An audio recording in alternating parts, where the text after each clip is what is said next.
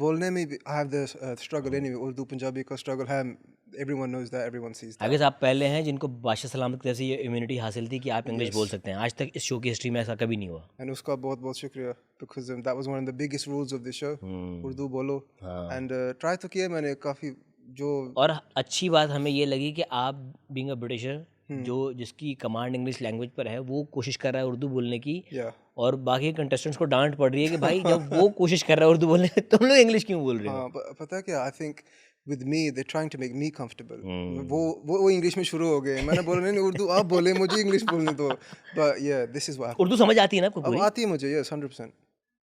तो मुझे एक बात बताएं, आपके सामने जब उर्दू में सारी बातें हो रही थी, आप क्या सोच रहे थे अंदर घर में? क्योंकि समझ तो आपको सब आ रहा था। yes everything। दिमाग में क्या चल रहा था? honestly speaking दिमाग में I was thinking मुझे बाहर निकालो। what the hell is this? ये क्या है? ये टैक्स के ऊपर लड़ाई हो रही है, खाने के ऊपर लड़ाई हो रही है।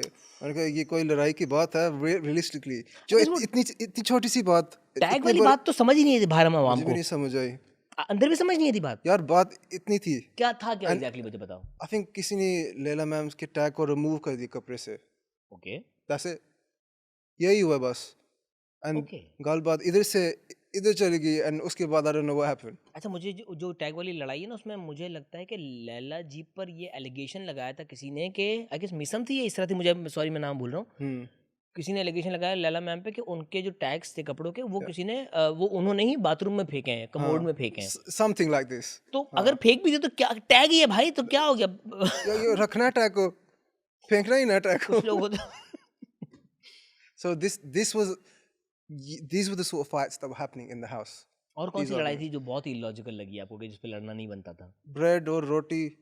यार वो तो यार बंदे के पास खाना नहीं है। उस टाइम पे आप ऊपर लेटे हुए थे आराम से। I was upstairs, I can hear everything. हाँ, जे आप बादशाह सलामत कहता था मुझे यार, जे आप उधर आप ऊपर जाके सो जाए, आप रेस्ट करें। मुझे कौन सी रेस्ट मिलनी जहाँ पे तमाशा हो रहा है। ये भी पहली दफा हुआ है क्योंकि अब तक जब भी कोई बीमार होता था उसे हम डॉक्टर की निगरानी में बाहर भेज देते थे। डॉक्टर को मतलब जो हमारा रूम बना है नीचे क्लिनिक में, वहाँ पे होता थे।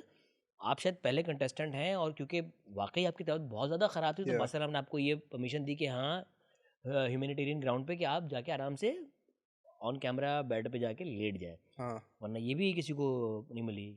ये क्या कोई बादशाह सलामत साहब के अलग दोस्ती चल रही है क्या? नहीं, this is my first time meeting बादशाह सलामत। So sweet of him. First time ये ख्याल रखा गया है। जोक्स अपार्ट, तमाशा में हम लोगों को ये बाहर देखने वालों को लग रहा था कि बहुत जुल्म हो रहा है इनके ऊपर या बहुत सख्ती हो रही है।